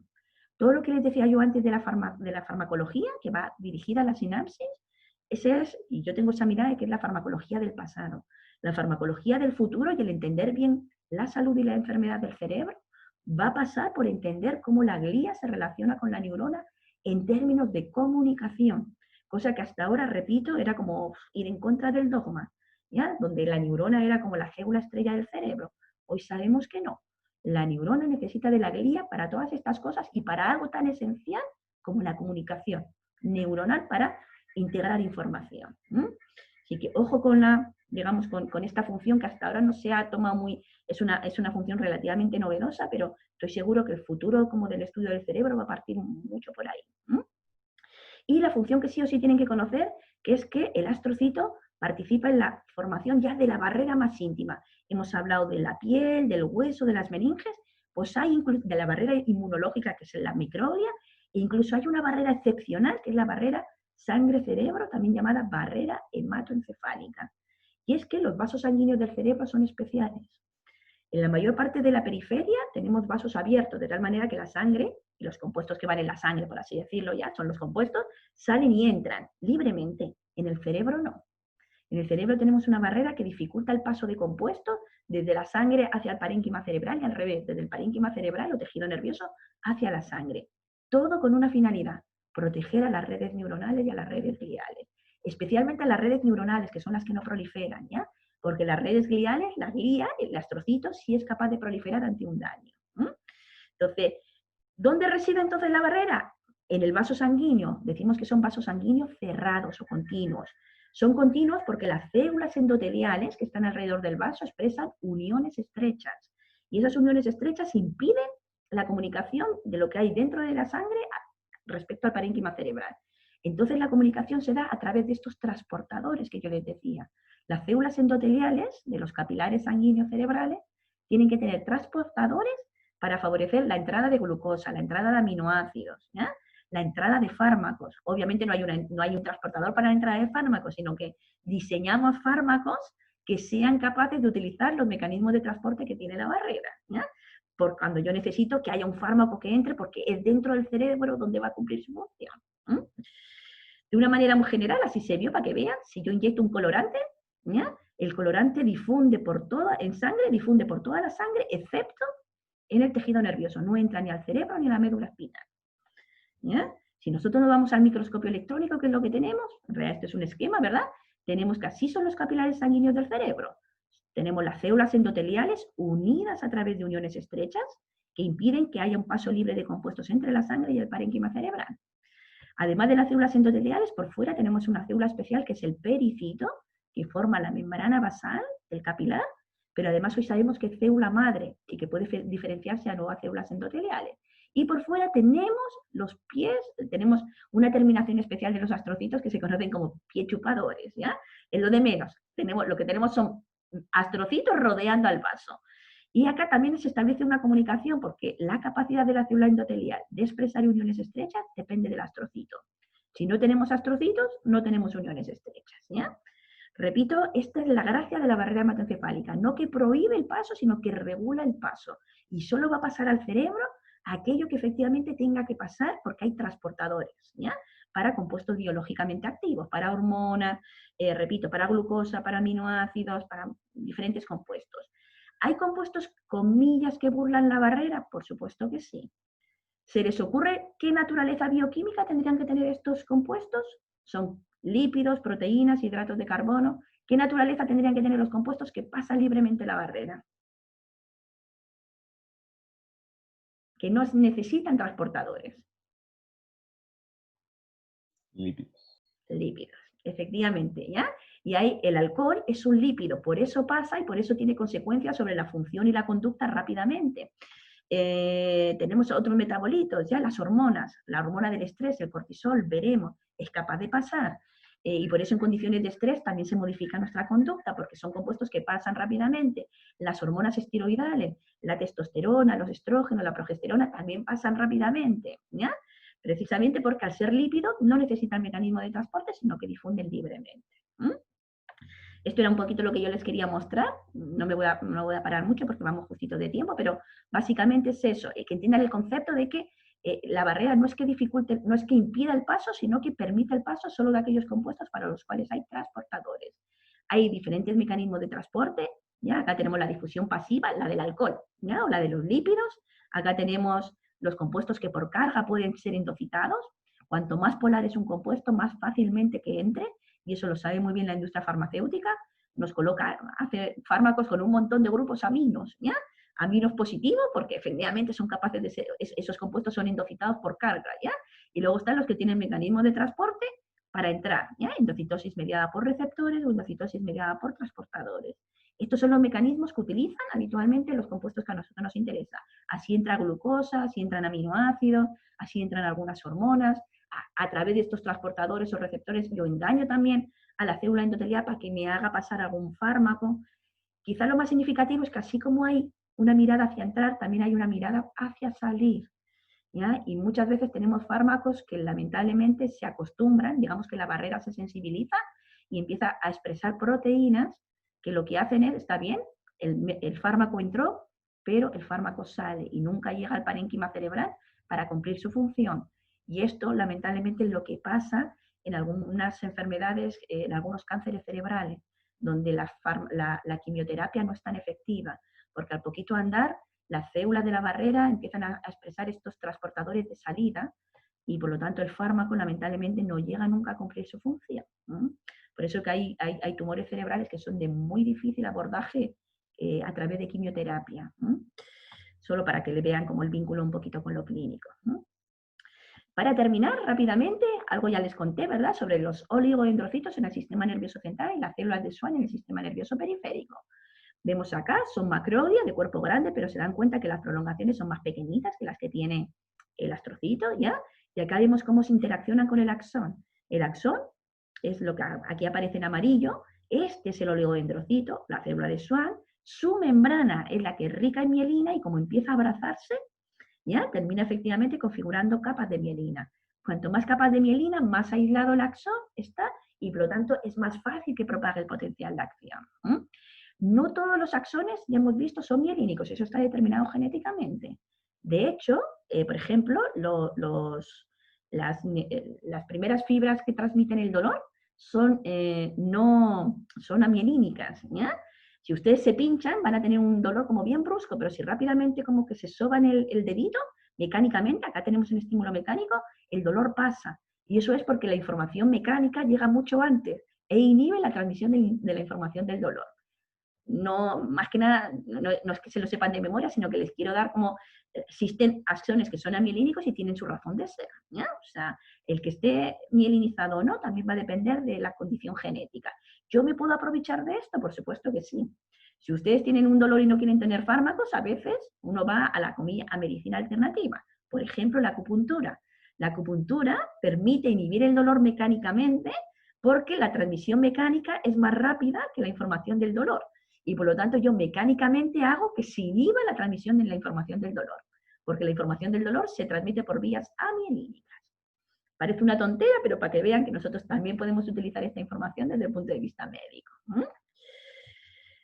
Vamos terminando, las células ependimarias, ¿verdad? que son, ya habíamos hablado del tubo neural, terminan siendo los ventrículos cerebrales, ¿verdad? Ventrículos laterales, tercer ventrículo, cuarto ventrículo, canal central de la médula espinal. En estos fluye el líquido cefalorraquídeo que transmite siempre compuestos desde la parte más anterior a la parte más posterior, ¿ya? El nuevo concepto, porque durante muchos años se pensó como que el líquido era como el camión basurero, era como para eliminar todos los productos de desecho del metabolismo neuronal o cerebral. Hoy sabemos que no es así, esa es una de las funciones, pero el líquido contribuye de manera pero fundamental en entregar factores que son indispensables en el desarrollo del cerebro durante el embrión, durante el desarrollo embrionario. Y en el adulto, como efectivamente un compuesto que es liberado, hay compuestos que son liberados de manera activa, el líquido cefalorraquídeo, pueden viajar a lugares distantes a través de la circulación, ¿ya? Entonces, hoy se habla de como tercera circulación junto a la sanguínea y la linfática para mandar mensajes a distancia. ¿Mm? Y ahí entonces ya el líquido adquiere una función mucho más específica, ¿ya? ¿Profe? ¿Sí? ¿Cómo el líquido cefalorraquídeo mantiene un pulso, un Ajá. flujo? Ahí veía, muy bien. Mira, el líquido cefalorraquídeo fluye siempre en una única dirección, ¿ya? Desde los ventrículos hacia la médula, siempre, y va a terminar como reabsorbiéndose. Pero fluye a través de dos mecanismos. Uno de ellos es la pulsación de las grandes arterias cerebrales. Es muy bonito porque cuando uno mete como un endoscopio al interior del cerebro, el líquido cefalorraquídeo pulsa igual que la sangre, ¿ya? Uno le ve la pulsación, conforme pulsan las grandes arterias cerebrales que están en la base del cerebro, en el polígono de Willy, el líquido también pulsa. Pero luego se dirige siempre unidireccionalmente hacia adelante porque estos ventrículos cerebrales es un tubo. Si es un tubo o un conducto, tiene que tener células de revestimiento. En el resto fuera del cerebro, ¿verdad? Esas células de revestimiento son los epitelios. Bueno, dentro del cerebro, esas células de revestimiento son las células ependimarias, que tienen la gracia de que es un epitelio cilíndrico simple y que las células son ciliadas. Y como baten sincrónicamente a la misma vez todas las células, el líquido cefalorraquídeo es capaz, ¿verdad?, junto a la pulsación, es capaz de ir siempre hacia adelante, hacia adelante. ¿Hay enfermedades que afectan a las células ependimarias? Sí, afectan al flujo. Por ejemplo, la hidrocefalia, ¿ya? En la hidrocefalia tenemos varias alteraciones, pero una de ellas es esta, que las células ependimarias no baten bien sus cilios, y como no baten bien sus cilios, el líquido se estanca y eso hace que se dilaten los ventrículos, que se comprima la masa cortical y que tengamos también afectación neurológica asociada a eso. ¿Son las únicas células ependimarias que existen? No. El 99% de las células ependimarias son estas, las de revestimiento, pero tenemos células ependimarias de transporte, como las de los plexos coroideos. Tenemos células ependimarias secretorias, como las de algunas glándulas que hay dentro del cerebro, ¿ya? Y que van a secretar compuestos biológicamente activos hacia el líquido para ser transportados a distancia. De nuevo tenemos el concepto de heterogeneidad. ¿Células de la glía? Sí, pero ¿es una célula? No, es una familia de células que a su vez tienen su familia. Por lo tanto, aquí nos aparece y se nos dibuja un tejido que es muy complejo desde el punto de vista celular y que precisamente es lo que dificulta que nosotros podamos reparar el cerebro con estas nuevas estrategias que hay de células madre. Yo tengo que trasplantar a una célula madre que se me diferencia a una neurona determinada, no a una neurona en general, sino a aquella que se me murió. Y aquella que se me murió es la que expresa un determinado neurotransmisor, la que expresa determinados neuropéptidos, ¿ya? Y lo mismo pasa con las células de la glía. Es muy difícil desarrollar estrategias reparativas del cerebro, precisamente por la heterogeneidad de células, morfológica, bioquímica y funcionalmente que tienen para dar cuenta de esta gran función de comunicación que tiene el tejido nervioso y el cerebro en general. Para terminar, quiero mostrarles este último concepto que yo creo que es importante. ¿Perdemos la esperanza de curar? Por supuesto que no, ¿ya? Sí podemos tener estrategias que son estrategias muy sencillas de plasticidad. Este pequeño esquema nos muestra cómo van apareciendo las células en nuestro cerebro. Esta línea nos marca el nacimiento. Fíjense, antes del nacimiento la mayor parte de las neuronas. Algunos astrocitos, en realidad la mayor parte de los astrocitos. Solo algunos oligodendrocitos están formados al nacimiento. Por eso que en nuestra especie la mielinización de las vías es posterior. ¿Ya? No podemos pretender que nuestro infante, nuestro bebé, controle la visión o controle la mirada, controle los esfínteres, camine al ratito de nacer porque sus vías no están mielínicas, a diferencia de lo que pasa en otras especies. Ustedes ven que el potrillo en el campo nace y al poquito andar ya es capaz o al poquito de nacer ya es capaz de levantarse, moverse hasta donde la mamá y amamantarse. Eso no pasa en nuestra especie. Se lo muestro para reforzarles el concepto de que la aparición de estas células sigue un patrón de desarrollo determinado genéticamente, pero que también es especie específica dependiente. Este desarrollo no es igual en el ser humano que lo que le pasa a la vaca, al conejo o al ratón. ¿Ya? También para reforzarles este concepto, formación de neuronas, neurogénesis prenatal versus formación de neuronas en el adulto, también llamada neurogénesis postnatal, posterior al nacimiento. ¿Ya? De tal manera que tenemos una etapa de neurodesarrollo tardío. ¿Ya? El cerebro madura tardíamente y lo último que hace es establecer las conexiones maduras y mielinizarse. Siendo que las conexiones están continuamente a lo largo de toda nuestra vida, ya como remodelándose. Ustedes cuando aprenden forman nuevas sinapsis, remodelan las sinapsis que ya están y por lo tanto remodelan las redes neuronales que ya están, y hoy sabemos también que el aprendizaje estimula la formación de nuevas neuronas. ¿Dónde? En algunas partes del cerebro, por ejemplo el hipocampo, la corteza cerebral. ¿Ya? Esas nuevas neuronas no son capaces de suplir por completo el daño de las neuronas que se murieron, pero sí son capaces de reemplazar parcialmente alguna de sus funciones. De tal manera que hoy sabemos que a través de esta plasticidad neural, que implica, repito, la formación de nuevas sinapsis, el remodelamiento de las sinapsis que ya están, a veces hay que eliminarlas o remodelarlas, y la formación de nuevas neuronas, esto es lo que hoy entendemos como plasticidad neural y cerebral, y es el fenómeno que nos va a permitir recuperar o suplir parcialmente algunas funciones que se perdieron porque el cerebro se dañó por un tumor, por un accidente vascular, por una hipoxia, por lo que fuere. ¿Ya?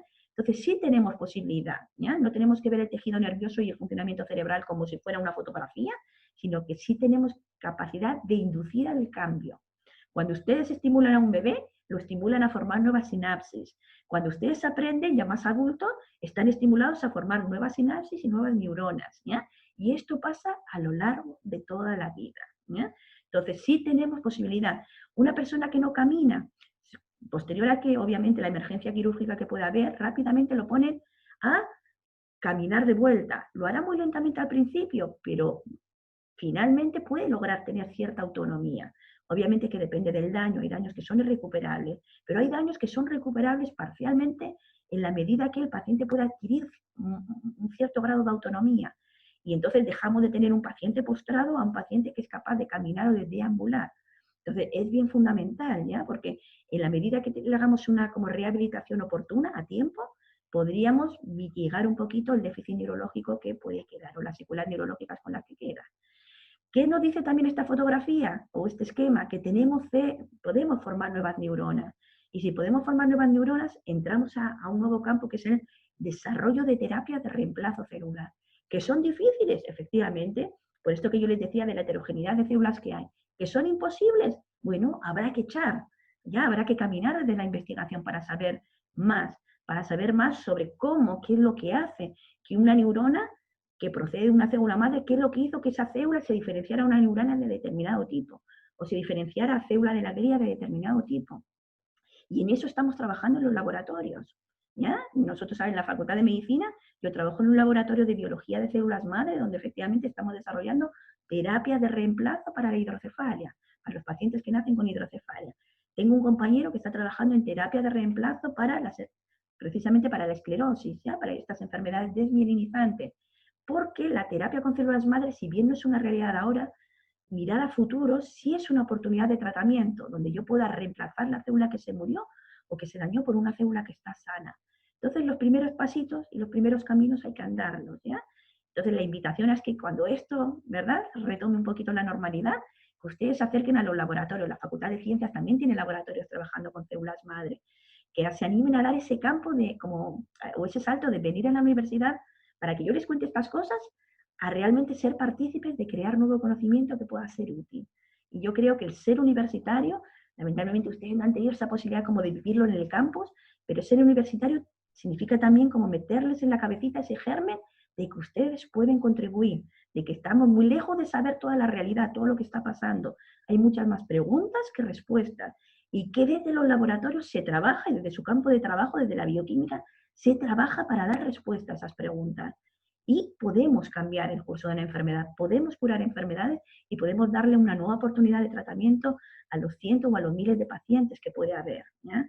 Entonces es a invitarles a que no solo que conozcan lo que está pasando en el tejido nervioso, sino animales que más temprano que tarde se animen también a dar ese salto de contribuir desde los laboratorios para saber más y para poder utilizar ese conocimiento con fines, obviamente, oportunos en la clínica.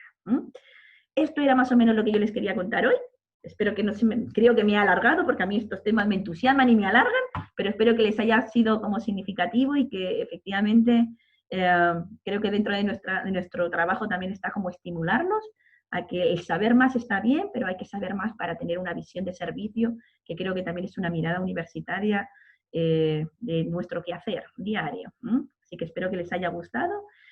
No tenemos tiempo, porque quiero dejarlos descansar, no tenemos tiempo para resolver dudas, pero tengo clase con ustedes el próximo miércoles, me pueden enviar preguntas a través de mail, o podemos hacernos un tiempito el próximo miércoles para resolver las dudas que pueden haber quedado. ¿Les parece? ¿Les gustó? ¿Les pareció interesante el tema? Sí, profe. Sí, profe. Ya, me alegro, mis chiquillos. ¿Tienen clase ahora? Sí, profe. Sí. Entonces, pucha, mis disculpas, la idea era que fuera más corta la clase, pero bueno, terminamos alargándonos siempre, ¿ya? Así que, nada, desconectemos, esténse tranquilitos y eso, podemos retomar algunos aspectos de esta clase el próximo miércoles. ¿De acuerdo? Vale, profe. Muchas gracias. Vale. Chao, Gracias, profe, profe. cuídase. Muchas gracias. Chao, profe, que le vaya bien. Gracias a Chao, ustedes. profe. Chao, chao. Muy buena su clase. Gracias.